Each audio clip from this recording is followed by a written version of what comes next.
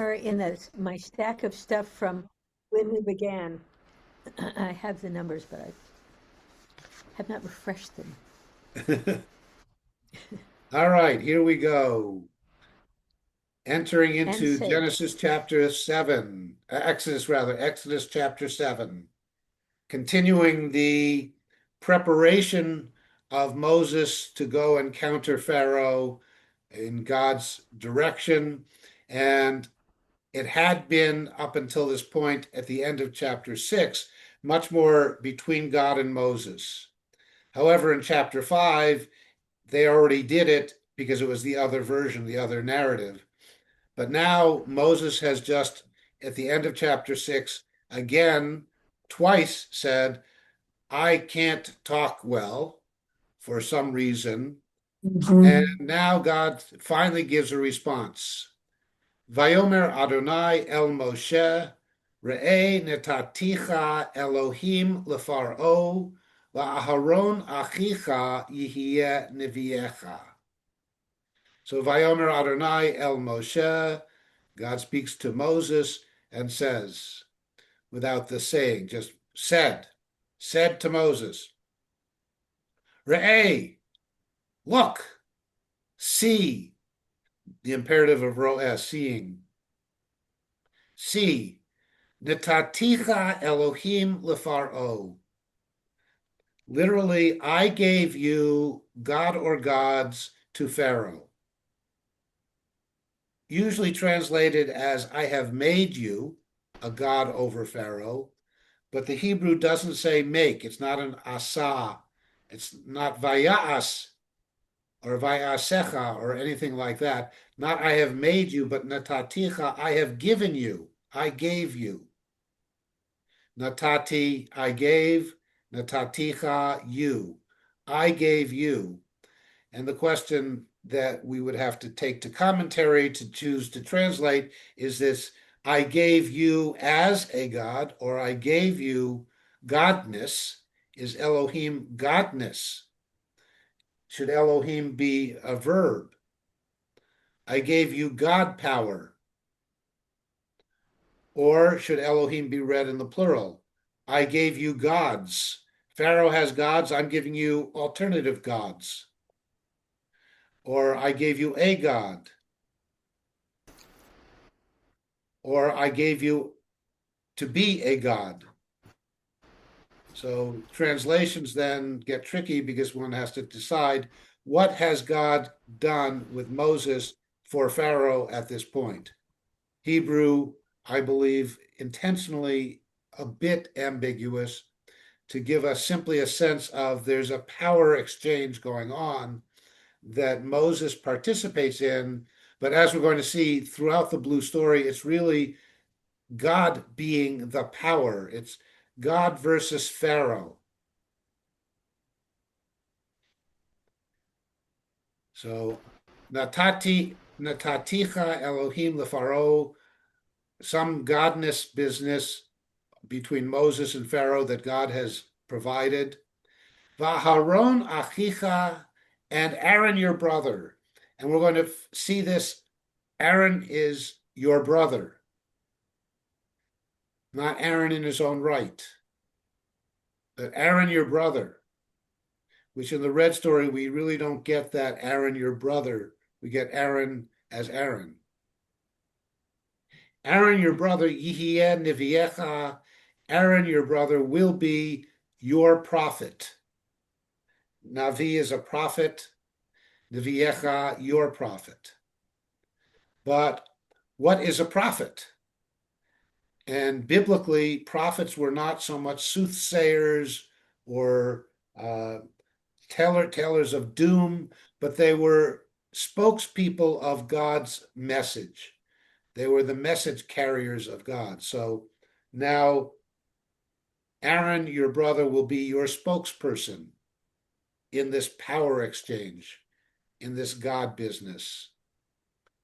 2, Ata tedaber et kol asher avi atzaveka v'Aharon achicha yidaber el paro v'shilach et bnei Yisrael me'artzo.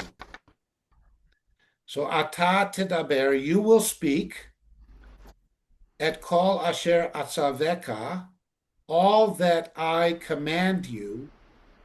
And notice there's a dot in the atzaveka, so it's not atzavecha, but there are a few places in the Torah where the final chaf is a final kaf. And since it's rare, it cries out, comment on me, which we won't do right now. But if you have atzaveka, was that simply an oratorical device to emphasize, or was it some deeper meaning that the Midrash believes they found and gives us? The answer, of course, is you take your pick. But you speak what I command you. So only say what I tell you to say, which again removes the power from Moses. Moses is simply the vehicle, the carrier for the God message. So you speak what I say. You transmit word for word. V'Aharon achicha, and again, and Aaron your brother, yidaber el paro, Aaron will be the one who will speak to Pharaoh. So you speak what I tell you, what I command you, and Aaron will speak to Pharaoh. It doesn't say, as we might expect, you speak to Aaron, but rather you simply speak. And we don't know here, again, if we're staging this, is God speaking to Moses, Moses is speaking to Aaron, and Aaron is going to speak to Pharaoh, or Moses and Aaron go to Pharaoh, and Moses mumbles and or speaks in Aaron's ear, and Aaron then says it out loud, or Moses speaks in Hebrew and Aaron speaks in Egyptian, as we dealt with way back in the Joseph story, where we were told there was an interpreter once, and we had to decide when and how often was that interpreter there. Or you will speak to Aaron, Aaron will speak to the interpreter will speak to Pharaoh. So how would we stage this with the minimal stage directions and play that we've been given? In any case, there's speaking and speaking. There's God commanding. What language did you say Aaron speaks? So Aaron will speak to Pharaoh. But as we saw in the Joseph story, is Aaron speaking literally to Pharaoh? But what language did you say he speaks? Well, Pharaoh would have spoken Egyptian. Aaron would have spoken Hebrew. Moses, having been raised in the court, would have spoken Egyptian, but then spent 50 years living in Midian. So Aaron. Now maybe he speaks Midianese. So Aaron and Moses both speak Hebrew. Well, so we don't know what languages are being spoken. We don't know who knows what languages. And what would Egyptian have been? I mean, some precursor. I mean, in Egypt, Arabic is spoken today, yes? Well, no, Egyptian was its own language. It was its own language. Oh, yeah, it's whatever Egyptian. the hieroglyphs They spoke stood for. hieroglyph, didn't they? Yes, they wrote in hieroglyphs, but they didn't speak in hieroglyphs. And Egyptologists try to tell us what they think would have been the Egyptian pronunciation of those hieroglyphs. Because all the recordings of the Pharaoh talking 3,000 years ago have disintegrated. They did it on reel to reel, and the tape is long gone. So that would be maybe similar to like Japanese and Chinese. They speak in their little. Well, they write. I mean, languages that write in characters don't speak in the characters. In Chinese, the characters are the same, whether it's Mandarin or Cantonese, but the pronunciation of those characters is different between the two dialects. Mm-hmm. So yeah, we don't know for sure Egyptologists will tell you what The they first, think, or they will tell you what they know for sure. Yeah. the first year they had a language exam in Mandarin. They do you speak Mandarin? Every kid who took it spoke Cantonese at home, and the written language same. Yep. And it put the people who did not speak Cantonese at home at a severe disadvantage. By the next year, somebody said that these kids Yeah. So, I mean, we don't as know opposed to the what white folks. languages, what did they speak in Midian, where Moses spent most of his life? What did they speak in Goshen? Midianese, Yeah. What did they speak in Egypt? So, and Goshenese, when you get these three Goshenese. different language culture people talking to each other, what are they speaking? Any case, the God will command Moses. Somehow Aaron will get the message. Aaron, his brother, will get the message, and Aaron will be the one who actually speaks to Pharaoh. And the outcome of all of this is V'shilach et bnei Yisrael me'artzo, and he will send out the children of Israel from his land. So, end of verse 2, easy. God commands, Moses transmits, Aaron speaks, Pharaoh sends them out. Verse 3, not so easy. Va'ani akshe et lev paro, v'hirbeiti et ototai, ve'et moftai, ve'eretz Mitzrayim. So Aaron will speak, your brother will speak to Pharaoh, and Pharaoh will send them out, but not right away. Because I have a little plan going on here. I have a little power struggle or power statement going. Va'ani akshe, and va'ani is and I, and akshe, the future tense of kasha, is also I. So the best translation in English, and I will make hard or difficult. Kasha is hard or difficult. So often translated for all of these different words that are happening to Pharaoh's heart as harden, but this is the only one that's actually really harden. The other ones that we will encounter are honor or respect or make strong, but this one, kasha, is a hard thing, a difficult thing. So I will make hard or difficult or ornery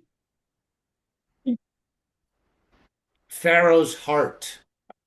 At Lev Paro, the heart of Pharaoh, and to a large extent, what the heart was in biblical language is usually better translated as mind, thought, or head in our modern idiom. Mm. So the heart wasn't the emotional center, it was actually the rational center. So the phrase I said in my heart in Hebrew, in the Bible, in the Torah, usually is better translated as I thought, not I felt. But whatever happens, it's not going to happen so easily because I'm going to intervene with Pharaoh and I'm going to make Pharaoh contrary, ornery, difficult. Because then, v'hirbeiti et ototai ve'et moftai, then I will cause to be manifold. Hirbeiti is the Rav center, the multiply, or the manifold, or the many. Hirbeiti is the causative, I will cause to be many, and the hirbeiti is the I will do it. So the hirbeiti, I will cause to be manifold or multiplied or many, ototai, my signs, and moftai, my wonders. The Eretz Mitzrayim, in the land of Egypt. So Pharaoh and his land are in for a difficult spell. And that's because it's going to seem as if Pharaoh was difficult, but in this particular version, it's God causing right up front Pharaoh to be difficult.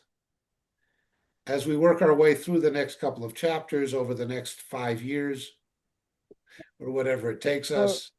Har be- Here Beiti, here Beit, here Ba is Rava, Rab. The root is the Resh Bet, the many. The He in the beginning is the Hifil, the causative. The E at the end is the first person singular. So I will cause to be multiplied my signs and my wonders in the land of Egypt. And as a result of that, verse 4, V'lo yishma aleichem paro v'natati et yadi b'mitzrayim v'hotzeti et sivotai et ami b'nei Yisrael me'eretz Mitzrayim bishfatim gedolim. So, v'lo yishma aleichem, and will not listen to you. And again, that listening is heeding, paying attention to, will turn a deaf ear towards you, will turn off his hearing aid. So I think not listen as in not understand, but not listen as not pay attention, not heed, not accept your words. So Pharaoh's not going to do that. V'natati, again, I will give. We saw that in its other form in nataticha, up above. Here, v'natati, I will give, et yadi, my hand. I will give my hand b'mitzrayim in Egypt. And again, no statement here as to what giving God's hand means. Often translated again as put or inflict or some other kind of language. But again, there are Hebrew words for that, and that's not here. It's just, I will give my hand in Egypt. Whatever that means. And the meaning then comes out in whatever we choose to translate it as. And the meaning to the original biblical author, storyteller, and audience, we can't be certain. But I will give my hand, v'hotzeti, and then he will send out. And again, the hotzeti is the causative, as in motzi, brings forth. The hotzeti, and will bring forth or send forth. Et sivotai, my hosts. And sava is also a word for army.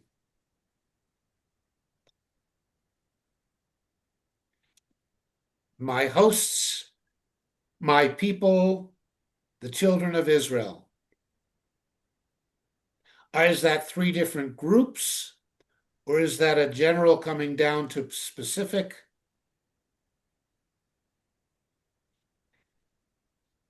One of the general frequent commentaries to Torah is whenever more than one word is used for one concept, there's something more going on that we need to drash or create a commentary on.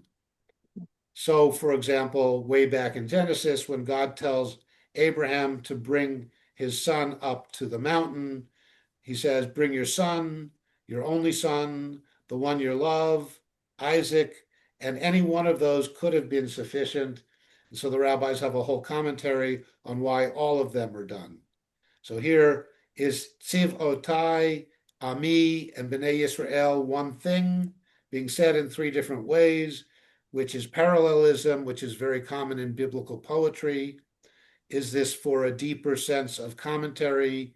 When you go to translate it, take your pick and comment thereof. But in any case, I'm going to put my hand, and Pharaoh's going to send them out. Sounds at least easier than verse 4. Then I'm going to multiply my signs and wonders, but not quite as easy as you'll speak and he'll send them out. But you'll speak. It's not going to happen quickly. I'm going to give my hand to Egypt, and then he will send them out. But when we get to verse 5, not so quickly. But let's finish 4. Sending him out from Me'eretz Mitzrayim, from the land of Egypt, Bishfatim Gedolim. And Shafat is a form of some judgment. A shofet is a judge. So I'm going to send them out with Gedolim, big judgments. Or as a judge over Egypt, I'm going to give them a long sentence. So again, what is this? The ototai are my signs, what are they? The moftai are my wonders, what are they? The shvatim gedolim, the big judgments, what are they? Well, you have to wait for more of the story. But we'll find out about those multiplied signs and wonders and judgments. 5, and the upshot of all of this, why am I doing this? V'yad'u Mitzrayim ki ani Adonai, bintoti et yadi al Mitzrayim, v'hotzeti et b'nei Yisrael mitocham.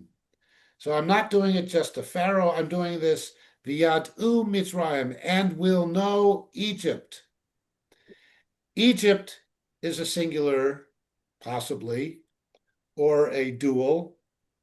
The ayim ending is often dual. Yadayim is 2 hands. Einayim is 2 eyes. It's Mitzrayim, 2 mitzers. And Meitzar is a narrow place. So Egypt is often done in commentary and midrash as the narrow place. Hmm. And the midbar is the wide open space. So v'yadu Mitzrayim, v'yadu, plural verb, Mitzrayim, Egypt, generally singular word. It's not Mitzrim, not the Egyptians, but Egypt will know. And again, in commentary, one might want to say that here Egypt is not only the people, but even the land will know. So v'yad'u Mitzrayim, and they will know Egypt is the they. Ki ani Adonai, what will they know? For I am Yud-He Vav-He. I am that one. Not I am a God, but I am the Yud-He Vav-He.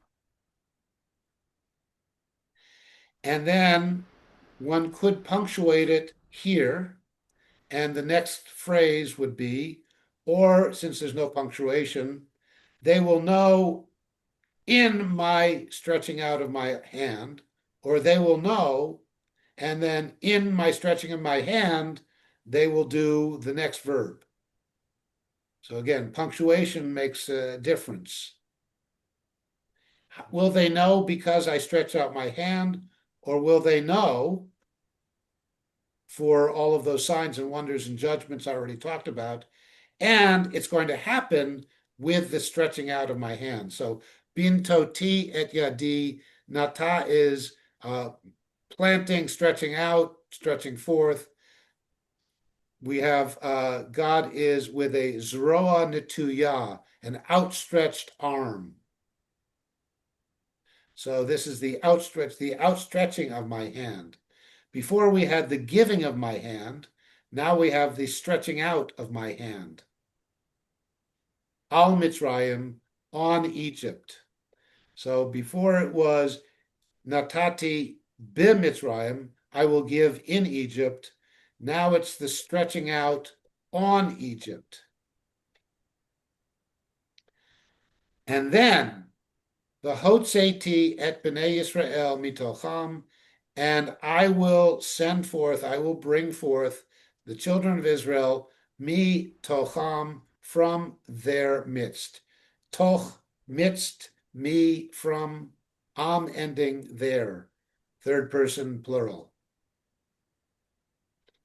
So is the knowing from the stretching out of the hand, or is the stretching out of the hand causing the bringing forth? How you punctuate it will tell you where to put it. Hebrew doesn't tell us which way to read it. But there's a lot of active God stuff going on here, visible or active God happening in Egypt, so that everybody will know Ani Adonai. That's going to be a phrase that we see often in Leviticus. Why do you do this? Ki Ani Adonai. Why this? Ki Ani Adonai. 6. Vaya'as Moshe va'Aharon ka'asher tziva Adonai otam ken asu. Vaya'as Moshe va'Aharon. Vaya'as, and he did, singular, Moshe and Aaron. So again, could be translated as and each did. So the Vaya'as is understood to be both Moses and Aaron. We could then punctuate it as Vaya'as, and he did, parentheses, Moses and Aaron, each. But right now we have, and he did, Moses and Aaron. Moses and Aaron, he did. Not they did. But he did, ka'asher tziva Adonai, as Adonai had commanded, tziva, as that, ka'asher, as that, tziva, commanded, Adonai, otam, now suddenly plural. Not commanded him, but commanded them. However, we just found out above that God was only doing the commanding to Moses, and Moses was speaking to Pharaoh, to Aaron, and Aaron was speaking to Pharaoh. So we really don't get an idea as to whether God actually commanded them or commanded him, and there was a chain of command transmission. So we're a little confused. And I like to say that if you leave Torah study more confused than you started, you did a good job. It means you're coping with the actual words Yeah. And then coping with the actual words in context of each rather other. than what they ought to be in English. Right. So, as they did, as that God commanded them, Cain asu, thus they did. And now we have the asu in plural, where we started in the singular. And by the way, verse 7 comes along, Umoshe ben shmonim shana, v'Haron ben shalosh ushmonim shana, v'dabram el paro. And now Moses was an 80-year-old, and Aaron was an 83-year-old in their speaking to Pharaoh, which also causes some problems possibly for the director, because we had now, is God commanding Moses, or is God commanding Moses and Aaron? And who's speaking to Pharaoh? Moses is supposed to speak to Aaron. Aaron's supposed to speak to Pharaoh. But now we're told how old they were when they spoke, Bidabram, in their speaking, El Paro, to Pharaoh. So Moses is present, but Moses, we've already had this whole long involved, I can't do the speaking. And God says, okay, so don't do the speaking. And now we end here with, they were both speaking. So in their presence of speaking. So that's where we are now. Again, we're finally given an age of Moses. We're not told how old he was when he arrived in Midian and married Zipporah. And we're not told how old he was when he and Aaron are united to plan this process. We're not told how old Moses was when he was at the bush. So we have to decide if we're going to create ages for these men. How old are they at their different stages? But that by the time they come to talk to Pharaoh, we know Moses is 80 and Aaron is 83. Next week, 2 weeks, not next week. Next week, have a happy Mom's Day. Yeah. Thank you. But this is what you'll be practicing. You'll notice that I read it, you're going to be reading verses 8 through 13, and then you're going to jump to 19, because 14, 15, 16, 17 are all not blue. And as you go through this over the next 2 weeks, when you get to the ellipsis at the end of verse 13, which is 14 through 18, and then you go to 19, if I hadn't put the ellipsis there and you were reading the story and you didn't have verse numbers, you wouldn't notice anything missing if you didn't know there was something missing. So take a look especially at verses 13 followed by 19. And as we did way back in Genesis, if you read straight through from the last verse of chapter 1 to the first verse of chapter 5, if you didn't know about Cain and Abel and Eve and the snake and the garden and all the rest of that stuff, you wouldn't feel like anything was missing back in Genesis 1 to 5. Same thing here. I don't think you will feel when you read 13 to 19 that you were missing anything. So here's what you're going to practice. Vayomer Adonai el Moshe ve'el Aharon lemor, ki yidaber aleichem paro lemor, tenu lachem mofet, va'amarta el Aharon, kach et matcha, v'hashlech lifnei Paro, yehi litanin. Verse 10. Vayavo Moshe va'Aharon el Paro, vaya'asu chen, ka'asher tziva Adonai, vayashlech Aharon et matehu, lifnei Paro, v'lifnei avadav, vayehi litanin. Comment on the tanin. It's a word we only see in the blue story of creation. And we won't see it again until some later prophetic and psalm writings. 11. Vayikra gam paro lachachamim ul'mechashfim vayasu gam hem chartumei Mitzrayim v'lahatem hem Cain. Verse 12.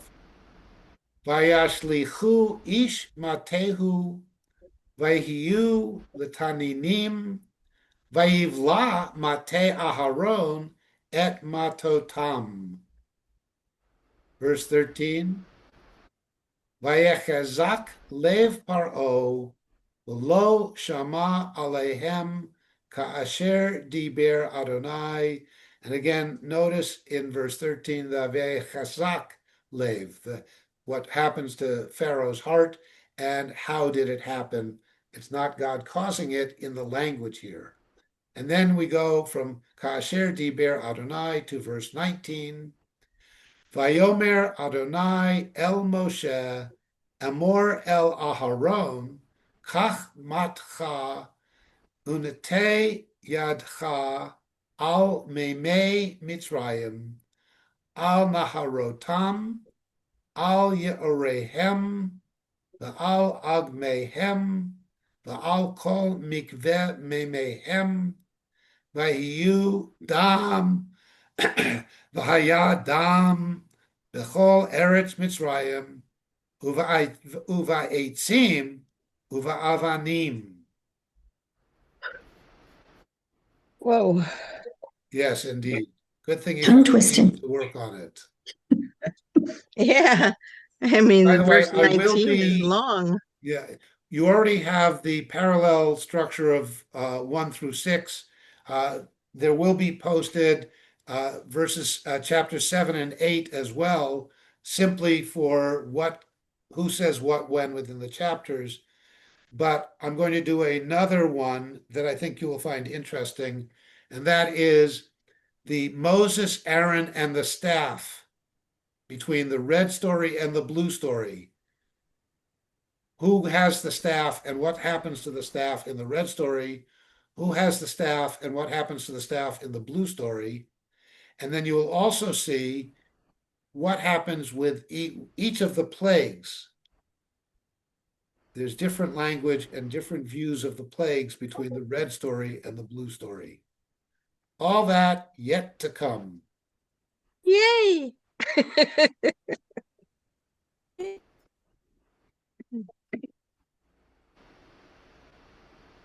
Sounds like fun.